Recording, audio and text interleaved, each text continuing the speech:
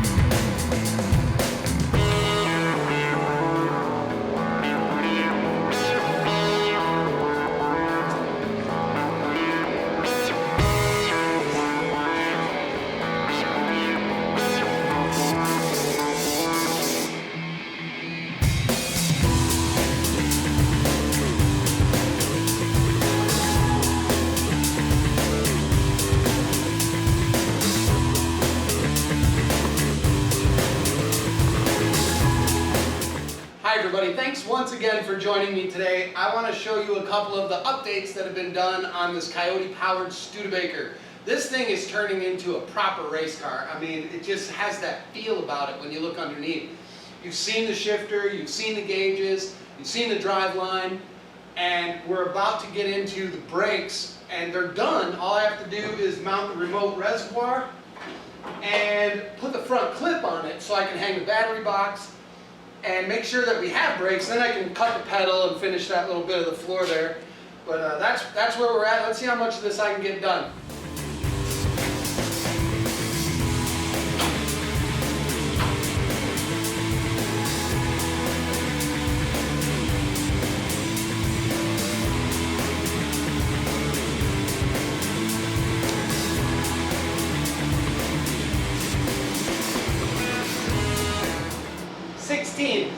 $16 liters on all of these Willwood pistons.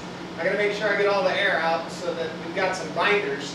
Once that happens, temporary fuel system, and I'm gonna pull this out of the garage under its own power. Probably for the first time this body has moved under its own power since, I'm guessing, the 70s sometime. So that's pretty cool.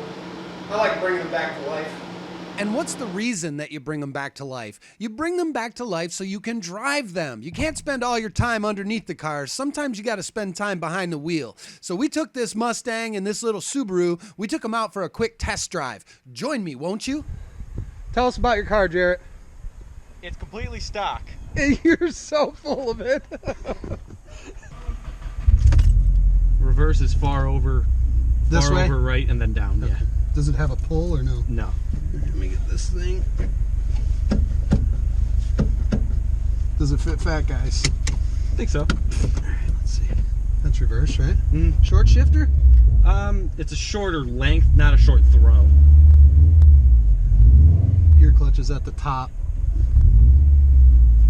Mine starts way down. Oh, really? Yeah. Newer one, so how does that work? And then everyone was saying it's all in the transmission at that point if you're making equal power. Got it. Cause, yeah, because it's they're in just gearing. Yeah, they're just going ramp, ramp, and you're winding it out. All right, we have the right of way if they let us go. Hey, good, you got the arrow. This is middle of second.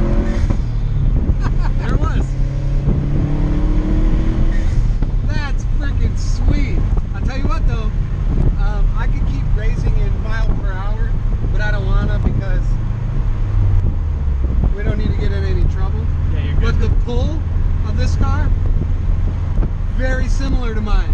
Really? We gotta race them. I know. Very similar, I'm telling you. This takes off. It feels lighter. Is this car lighter than mine? I think this is about 34 or something. It's not a heavy car, but it's not a light car because it's the wagon. I think mine's close to 4. Really? Yeah, I think Cody said mine's heavy. No, I just put new front ones on. Oh, good. Although my front camber's pretty bad to make them actually fit. That's something I gotta admit on. I got some camber going on in the front. Here, you can let it rip through the tunnel a little bit. Well, of course.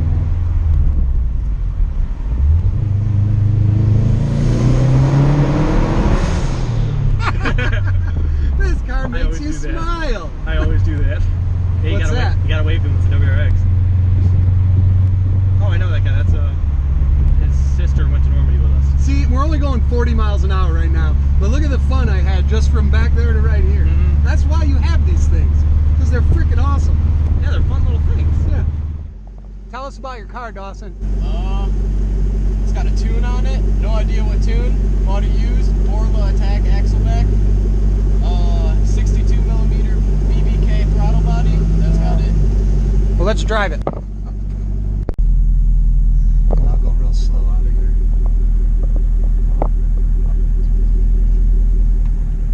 You know what? It feels like a fucking American muscle car. Isn't it nice? Yeah, it really does. It makes you feel cool when you're driving it too. It doesn't seem like, you know, it doesn't seem like an ordinary car. Yeah. And that's what's cool about it. I'll even use my turn signals. Nice. This car actually makes you feel like you're driving an American muscle car. It doesn't feel Japanese, it doesn't feel German, and rightly so. I mean, it's a big, hulking V8. I mean, it is only the 4.6, but he's got a tune done, and he dynoed it, so it's at 335 or 337, something like that, which is pretty damn good. We're going to get on the freeway right here and compare it to my twin-turbo car, and then the little Subaru that I just drove. So far, this one makes you feel a little tougher than those cars do. I turned his in kind of hard because you know, I wanted to feel the all-wheel drive. And his actually, I feel like corners a little bit better than mine. Does it? But then when we pulled hard right out to the road, I feel like it'd be a pretty good race. So let's see how this one does.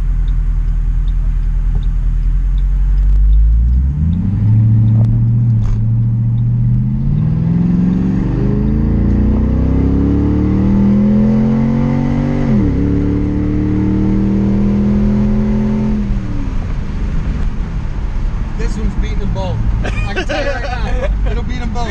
If I only got up to 80, Yeah. and I let off. And I can tell you right now that both of those other cars were screaming in third, and we would have needed another 3 miles. This one was stretching its legs a lot sooner. A lot sooner. Now this, I'm not racing you. But him I'll run. No, it's cool. Yeah. It is. It's got big sound bridge. Oh yeah, for sure.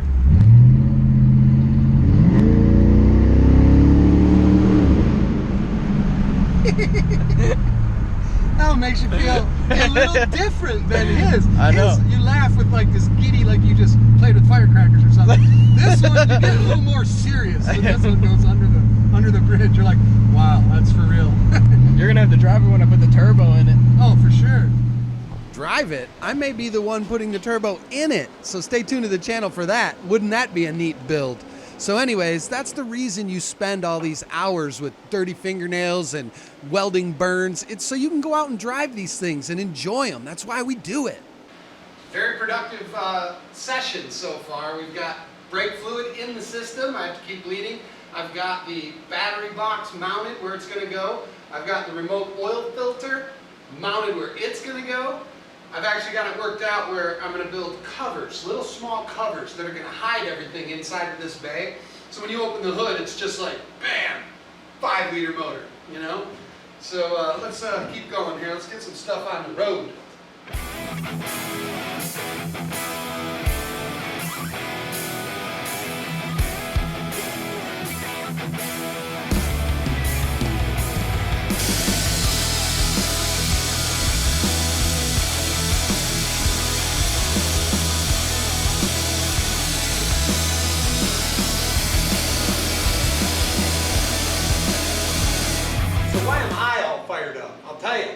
We've got brakes! It's so exciting after, it really wasn't that long, an hour maybe of bleeding the system.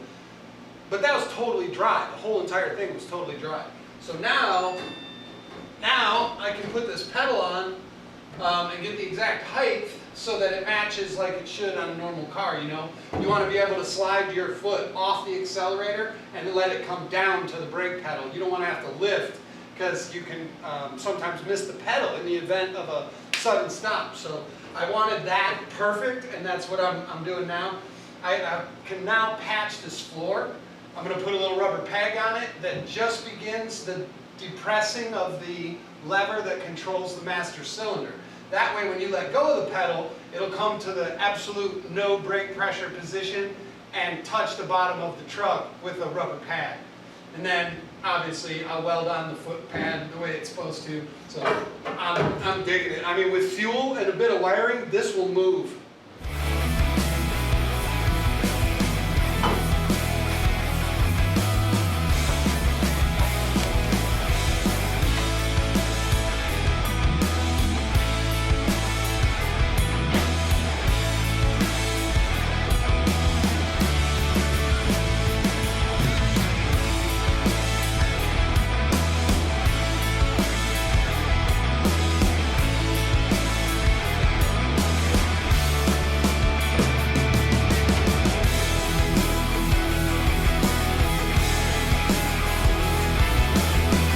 Anybody ever rebuild a Vanos on a inline 6-cylinder?